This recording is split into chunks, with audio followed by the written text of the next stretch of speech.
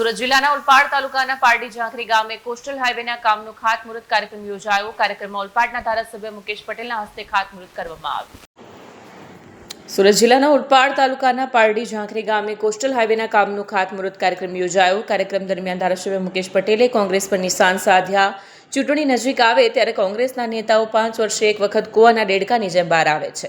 તેમણે કહ્યું કે કાર્યકર્તાઓ મને મતદારો આવા લોકોની સારી રીતે ઓળખે છે। તેમણે વધુમાં જણાવ્યું કે નરેન્દ્ર મોદીના નેતૃત્વમાં સરકાર દ્વારા દેશમાં વિકાસના અનેક કામો કરવામાં આવ્યા છે અને તેનો લાભ લોકોને મળી રહ્યો છે। તેમણે કોંગ્રેસ પર આરોપ મૂકતા જણાવ્યું કે કોંગ્રેસના કેટલાક લોકો ખોટી રીતે ગેસના બાટલા માટે લાઇનમાં ઊભા રહીને ફોટા પડાવી ગેસની તંગી હોવાની અફવા ફેલાવી રહ્યા છે। સાથે સાથે પેટ્રોલની પણ કોઈ અછત નથી પડવાની તેમ જણાવ્યું। આ સાથે તેમણે કાળાબજારી કરનારાઓને કડક ચેતવણી આપતા કહ્યું કે કોઈ પણ એજન્સી દ્વારા કાળાબજારી કરીને કૃત્રિમ અછત ઊભી કરવાની કોશિશ કરવામાં આવશે તો તેને સહન કરવામાં નહીં આવે। આવા લોકોને કાયદેસરની કાર્યવાહી કરીને જેલ હવાલે કરવામાં આવશે। Bureau report Satya TV news Surat. આજે ઓલપાડ તાલુકા માટે એક સોનાનો દિવસ ઉગ્યો કેવું એ ખોટું નથી। તેનાથી લઈને છેક દેશ સુધી હાંસોદ થઈને આ કોસ્ટલ હાઈવે જવાનો છે।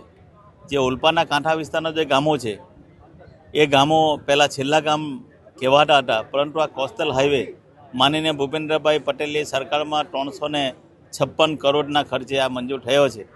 એનાથી જે ભરૂચ જવા માટે 55 કિલોમીટરનું જે અંતર હતું એ અંતરમાં ફક્ત 18 કિલોમીટરમાં એ પતી જવાનું છે। આ હાઈવે બનવાથી જે કોસ્ટલના લોકો છે એ લોકોને એક નવી રોજીરોટીની પણ એક તક ઉપલબ્ધ થશે।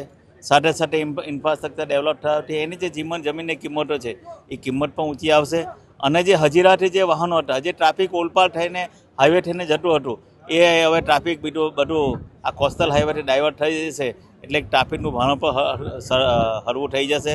સાથે સાથે ભૂપેન્દ્રભાઈ પટેલની સરકારનું અભિનંદન આપું છું કે આજે કાંઠા વિસ્તારના જે ગામો છે એ ગામો માટે આ એક હાઈવે આશીર્વાદરૂપ બનશે।